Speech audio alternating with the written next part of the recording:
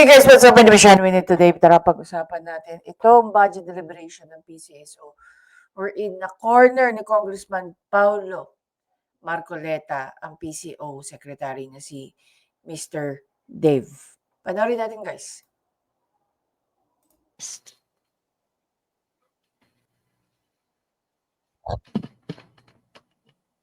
Thank you, Madam Chair.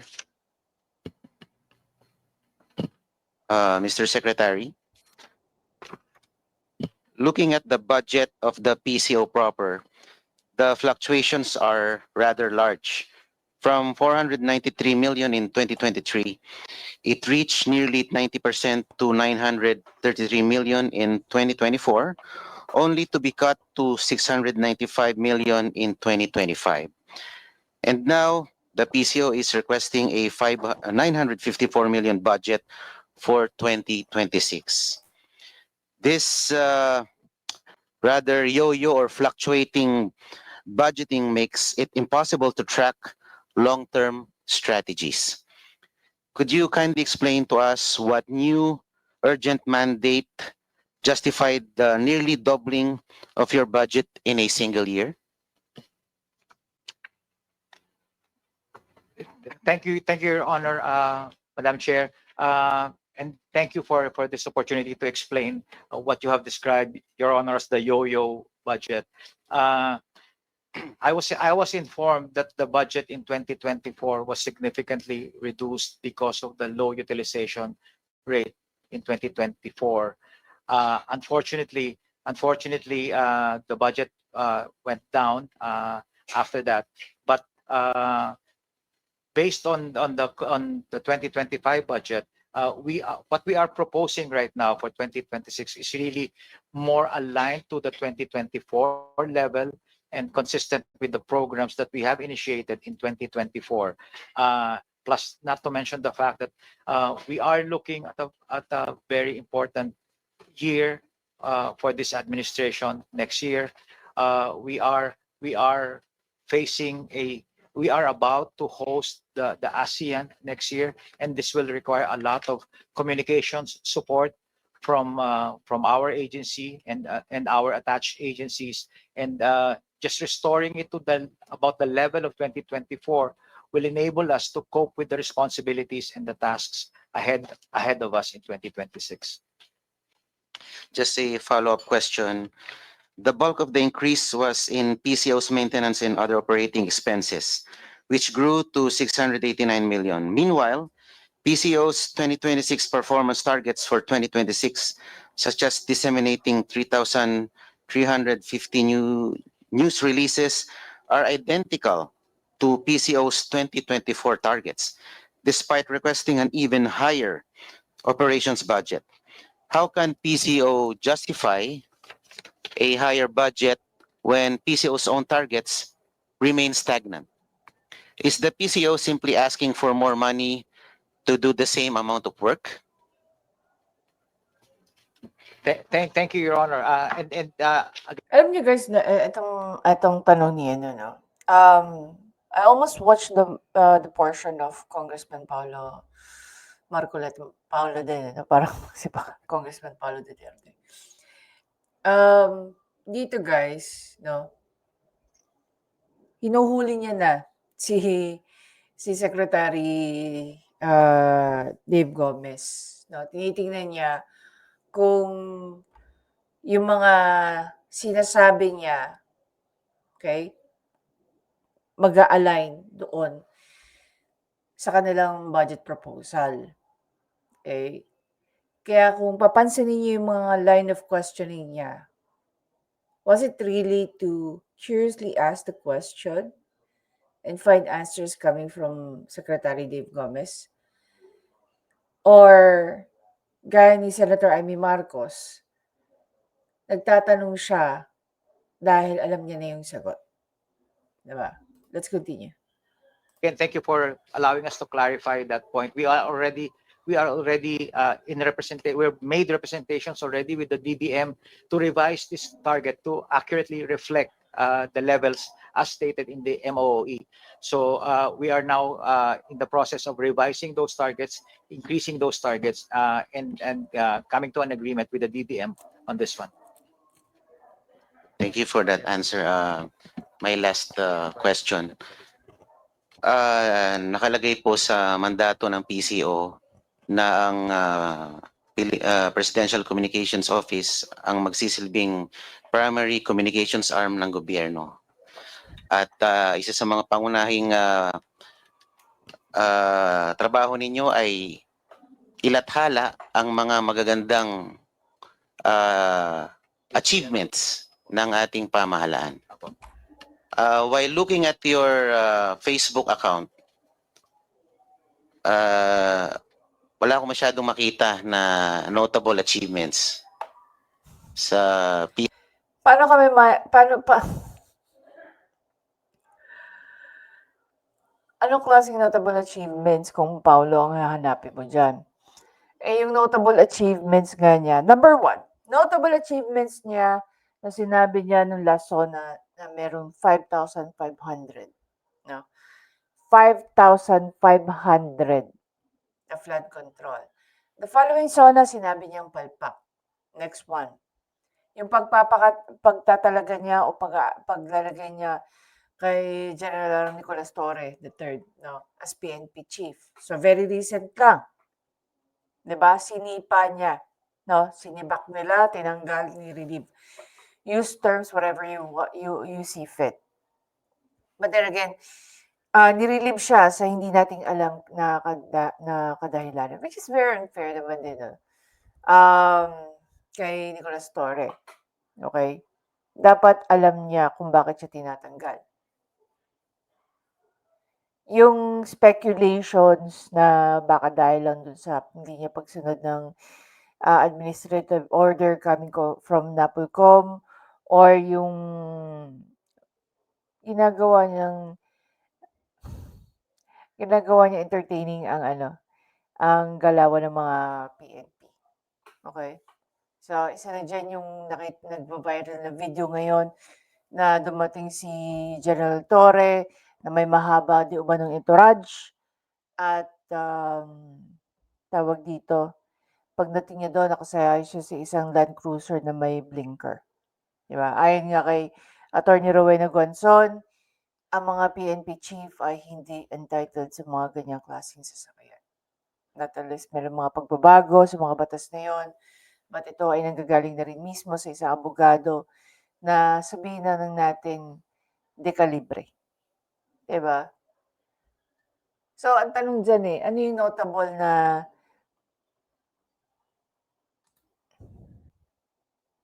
okay guys, balik tayo kay Kong Marcoleta. PCO Facebook page. Ang nakikita ko lang recently, yung mga inspection ng ating Pangulo sa mga faulty flood control projects. I don't know if it's that an achievement in itself. Nakita ko rin yung libreng sakay program. I think that's quite an achievement. Pero wala akong makitang malakihan o noteworthy or notable flagship project ng ating sa ngayon. Wala akong makita. And meron din kasi akong kakilala. Alam niyo, Kong Marcoleta, nahiya ka pang tumukin Captain Skyflakes.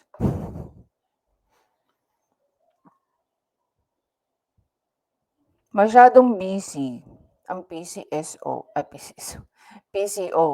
pati ako napapag-PCSO.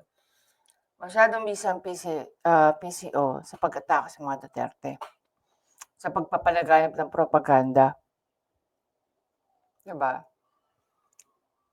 Akalain mo, isang cum laude ng UST.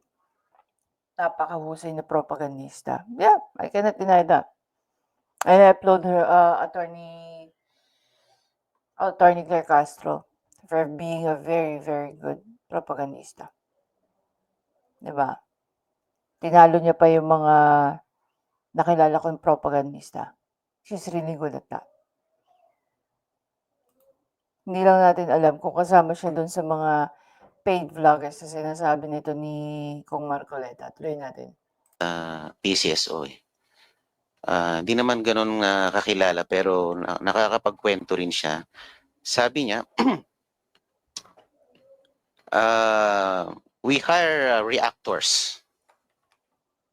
Ang trabaho ng reactors, 100 or 200 or so reactors. Ang trabaho po nila ay magbigay ng positive reaction sa mga post ninyo, magbigay ng positibong comment sa mga posts. Yun po ang trabaho. Aside from maintaining around 76 vloggers. Is that correct? Your Honor, if I may clarify, you mentioned PCSO or PCO? PCO, I'm sorry. PCO. Meron daw kayong maintain na 200 reactors and 76 or so vloggers. To that point, Your Honor, we don't maintain reactors and bloggers. We have organic supporters of the president. Talaga ba? Sige nga, tingnan natin to. So, nakita lang natin to kay Uncle Ryan. Ayan. Ayan. Tingnan nga natin yung sinasabi rito ni Secretary Dave Guzman, di ba? O Gomez. Gomez, sorry. Nakalagay nga rito, Acting Secretary PCO eh. Play natin. So, ito ba yung tinatawag na organic ni Acting Secretary?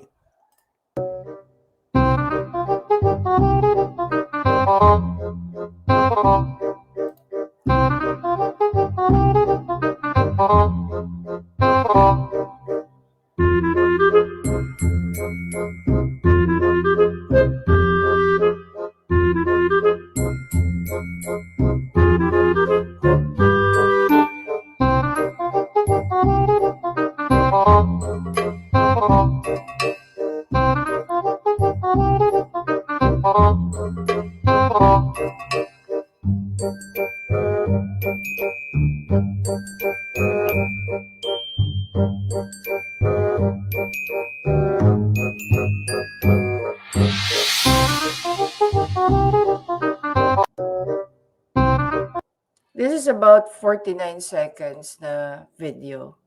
And kitang-kita mo kung gaano ka scripted yung mga reaction, di ba? So, ano kaya masasabi dito ni Secretary Dave Gomez? Na organic. Mukha ba organic to sa inyo? Balik tayo kay Kong Paulo.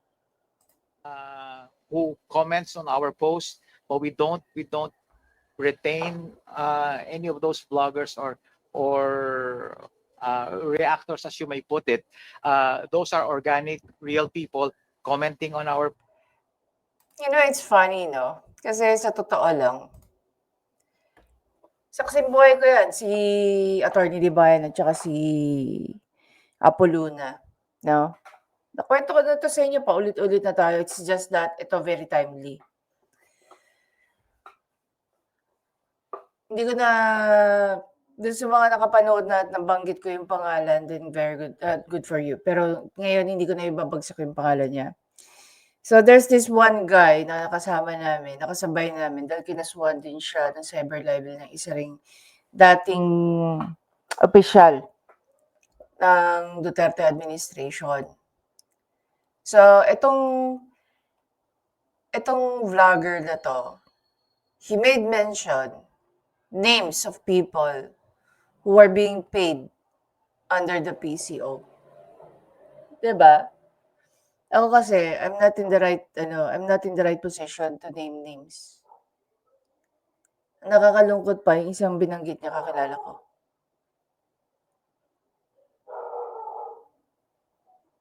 Diba? And then, meron din daw hinahandle na may mga hinahawakan din vlogger under naman sa another politiko. From congressman na ngayon ay senador na.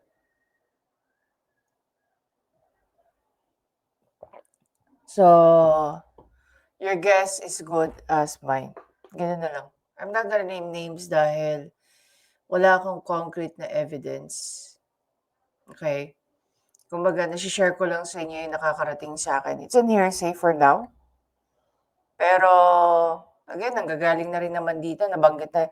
I'm just waiting for the right person to, to mention it No? It so happened na si Kong Paulo Marcoleta pa ang nakapagbanggit nun. So, ang iniisip niya rito, and we can follow through doon sa kanyang train of thoughts, na kaya ba, siguro ito yung naiisip niya, o tinutumbok ni Kong Marcoleta, Again, siguro ito yung tinutumbok. Kaya ba tumataas ang operating expense ninyo dahil meron kayong mga binabayaran na mga reactors at vloggers? Diba? Kasi saan ba manggagaling ibabayad sa mga to? Sa pag-atake, mga vloggers na umaatake, diba, sa mga Duterte. Ni kahit sila, hindi nila magawang i-highlight ang mga, sabihin na lang nating achievements ng Bongbong Marcos administration.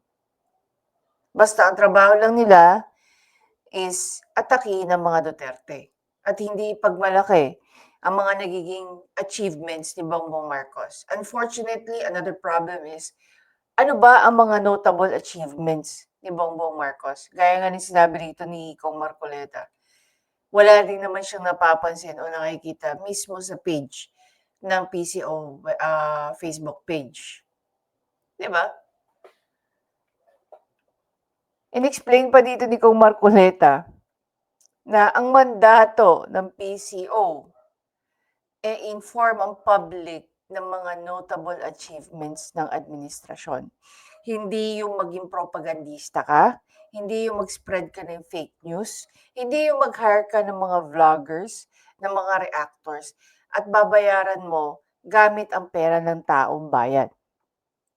Siguro yan yung ina-avoid ni Kong Marcoleta. That is why inask niya itong question na to. At pinabulaanan naman ni Secretary Dave Gomez. Now, ang pinakamalaking tanong natin dyan, sinong paniniwalaan mo? Yung sinasabi ni Paulo o sinasabi nito ni Secretary Dave Gomez? 'Di ba? Kasi, Diyos ko, do we have to name names? Alam naman natin kung sino tong mga to Imagine mo, magpapakalat ka ng propaganda, babanatan mo ang mga Duterte, ginagamit mo ang pera ng taong bayan. 'Di ba? Now, if there's a truth about this, kung may katotohanan man itong nasagap ni Kong Marcoleta, dapat itong maimbestigahan. Bakit? Hindi na lang dahil nagpapakalat ng mga maling impormasyon ang mga anti-Duterte. No? Ito na lang inaano natin dyan, guys. Ito na lang yung mahalaga para sa atin. Huwag niyong gamitin ang pera ng taong para siraan ng mga Duterte in disguise ng funding ng PCO. Diba? Balikan natin si Kong Paulo. Post commending the activities, the programs of the president, and they are by no means employed by us. Taliwas po ang aking impormasyon na natanggap. Ito po ay binabayaran itong mga reactors natin ng 7,000 a month para magbigay ng magandang komento at magbigay ng magandang react, siguro heart or like, para po maganda ang Paano? Anything that they post about Bongbong Marcos, nobody believes. Nakikita ba na recently, guys, nakikita naman natin kung gaano karami yung reaction na puro laugh. Hanggang sa tinanggal na nila yung part na yun o yung function na yun ng kanilang Facebook page na hindi na makikita kung gaano karami yung laugh than thumbs up o kaya heart. It's the same thing. 'Di ba? Kahit anong i-post nyo dyan sa comment section, scripted man yan or galing sa organic, mas marami ng Pilipino. That's the reality. Mas marami ng Pilipino nang wala ng kumpiyansa kay Bongbong Marcos. And take note, hindi lang naman mga Duterte supporters. Pati mismo yung mga loyalista sa kanila. 'Di ba? Oh, ilan yung mga odd loyalista ang nag-withdraw ng suporta kay Bongbong Marcos because hindi nila nakikita na embodied ni Bongbong Marcos ang kanyang ama. Not because anak siya ni Apo Lakay. It means that they have the same quality, they have the same mindset, they have the same way of ruling the country. Definitely hindi. 'Di ba? Actually, mas lalo pang pinatotohanan ni Bongbong Marcos yung mga linya ni Cesar Montano sa Made in Malacanang.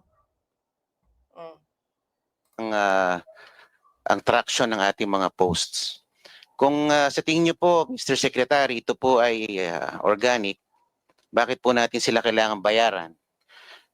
Di po ba? Meron pa silang allowance sa load.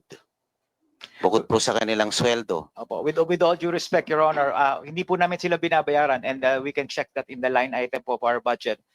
Wala po kaming binabayaran na gano'n. As I said, and I will reiterate this. Sabi niya, wala daw silang hina-hire. 'Di ba? Napakinggan niyo ba? Wala raw silang hina-hire, so wala silang binabayaran dapat. Pero dito, sinasabi niya, hindi po namin sila binabayaran. So, ano ba talaga? Meron ba kayong mga grupo ng reactors? O nadudulas ka na? Ayaw pang umamin nito ni Secretary Dave kung meron o wala eh. Simpleng-simple lang guys, no? Kung wala talaga kayong hina-hire, okay, o wala kayong tao na binabayaran, then you can simply say, how can you pay someone that doesn't exist? Simple as that. Pero para sabihin mo, wala po kaming hindi po namin sila binabayaran. So basically, this group of people who's giving reaction dyan sa page nila exist. 'Di ba? I'm not making this up, ano? You can go back and you can listen. Oh. Ano sabi niya? With all due respect, Your Honor, hindi po namin sila binabayaran. See? With all due respect, Your Honor, hindi po namin sila binabayaran. So basically, they exist. But you're denying that you don't pay them. A while ago, you said that you guys do not hire people just to give reactions dun sa mga pinapost nyo sa page. Okay? That's one thing. And now, you're saying na hindi mo sila binabayaran. So basically, they exist, you just don't pay them. Diba? And we can check that in the line item po of our budget. Wala po kaming binabayaran na gano'n. Kaya nga mataas yung ano nyo eh. Mataas yung tawag dito, yung budget nyo for MOOE at saka operations eh. Naka-itemize ba yun kung saan nyo dinadala? Eh, samantalang ang MOOE, hindi nyo nga nililiquidate. Diba? I said, and I will reiterate this, these are organic, real people who supports the president and comments positively on the activities and programs of the president. So basically, I showed you already a video. Kaya natatanungin ko, do you believe na yung mga taong na yon eh organic? Diba? Mukha ba tong organic sa inyo?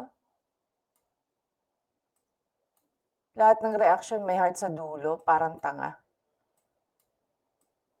Oh. Nag-hire nga kayo ng reactor nyo, pero hindi man lang ayusin yung pagre-react. Diba? So, paano masasabi yan ni Secretary Gomez na itong mga taong ito ay masasabi niyang organic? President on our official channels, official platforms in social media. So wala po yun sa line item ng budget namin, Your Honor. Kung wala po kayong binabayaran, ano po ang komposisyon ng mga job orders po?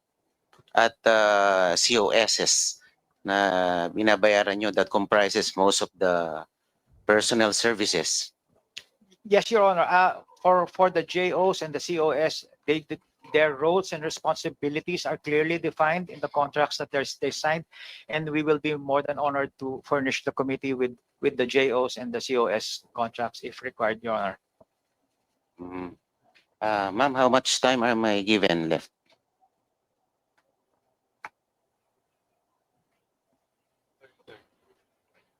Opo.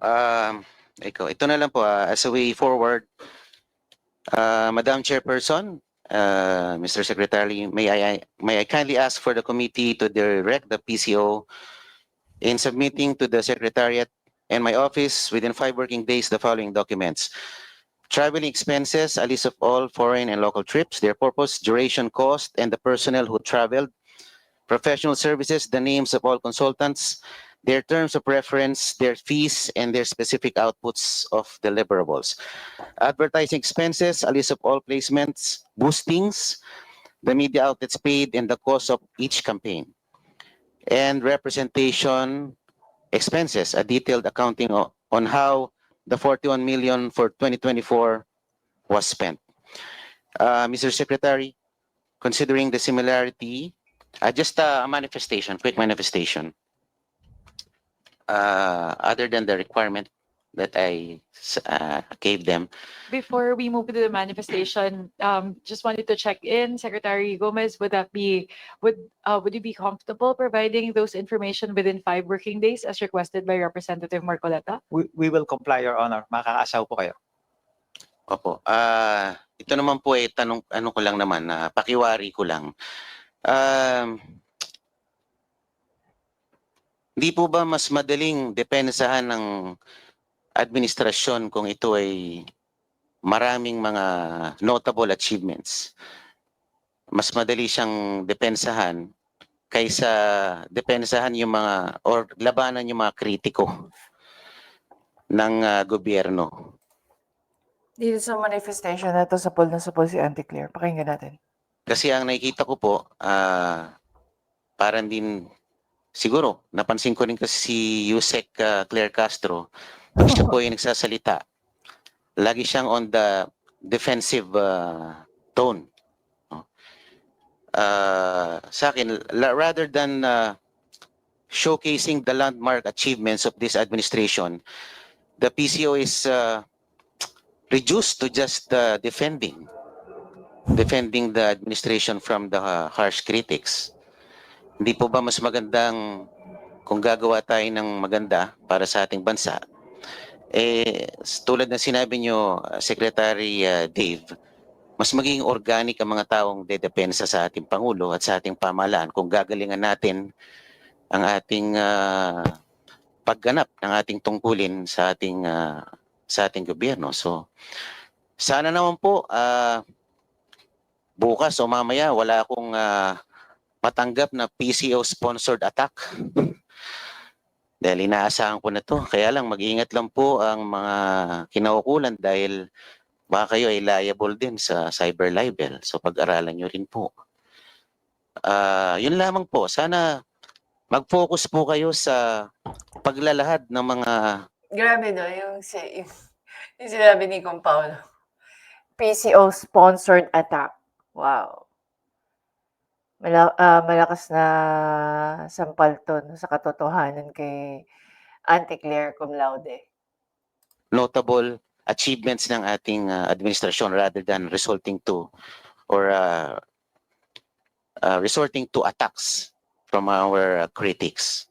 Mas maganda yun na taong bayan na mismo ang dumedepensa sa ating Pangulo. Yung lamang po, maraming salamat. Madam Chair, if I may respond to the manifestation, thank you, Madam Chair. I would just like to assure Your Honor that as I pointed out earlier, when I assumed this role 6 weeks ago, that I am committed to what I call my 3 Ps minus 1. I am here to communicate and socialize only the programs and policies of the President minus the politics. And that will continue to be the focus of while I continue to hold this role in the administration. I really doubt it. I so doubt it. You know why? Oh, let's show this one.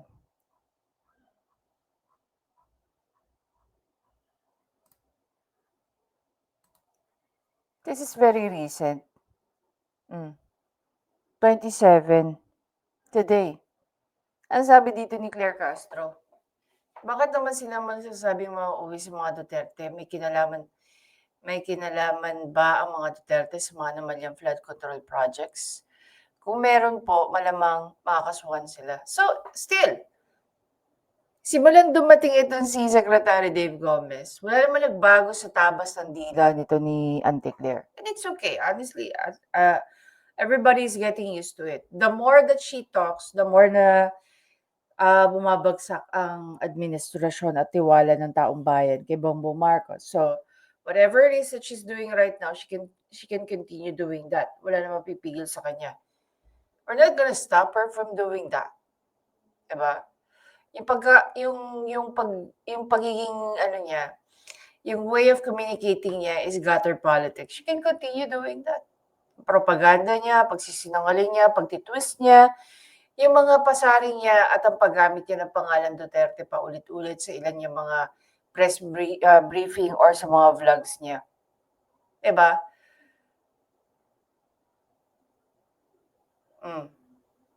So, ito sinasabi ni Secretary Dave. You know what, Secretary Dave? You're not really doing your job. Kasi, as long as Claire Castro continues whatever she's doing before you arrive, walang magbabago, walang mangyayari. Diba? Yun at yun pa rin. Ganun at ganun pa rin. Kung ano yung nadatnan mo, pag alis mo yun pa rin. Thank you very much, Your Honor. Thank you, Secretary. Pero in reality, napakaganda nung huling sinabi nito ni Kong Marcoleta. He hopes na hindi siya atakihin ng PCO-sponsored. Diba?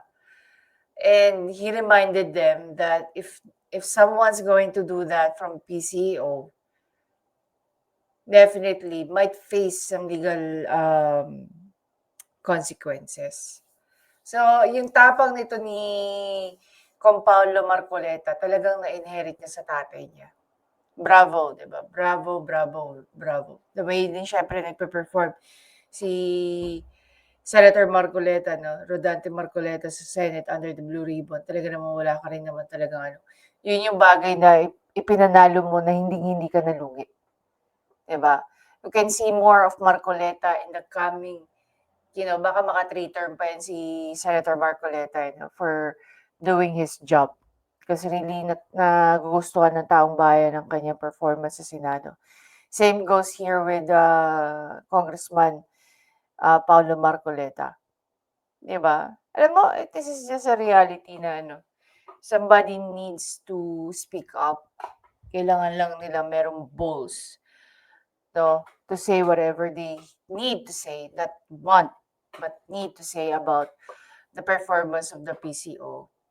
And dito kita natin yung mixture ng reality and sarcasm ni Congressman Paulo Marcoleta. Anyway, bravo. Sana in-identify natin yung 76 vloggers. Very curious ako to know who are they. Diba? Baka yung isa dyan, yung may mga bagong biling sasakyan, nakapag-travel, naka-acquire ng condo. So, again, depende. Depende kung sino itong mga to. Parang itong mga bayad na vloggers na to, wala kayong pinagkaiba doon sa mga kontratista. Diba? Na sinisira nyo, pinupulyot nyo yung utak ng mga kababayan natin. Sa halaga na masisira nyo yung dignidad nyo at hindi nyo na yan mare-revive no matter what. Minsan ang tiwala kaya mong ibalik sa isang tao. Pero ang integridad niyan, yung prinsipyo, yung niyan, wala na. Once na masira yan, sira na yan forever, no matter what you do. Anyway guys, again, maraming salamat sa panonood. Please don't forget to subscribe, like, at i-comment nyo na kung ano masasabi niyo rito sa mga sinabi ni Kong Marcoleta. Natuwa ba kayo? Nagustuhan niyo ba? Oh,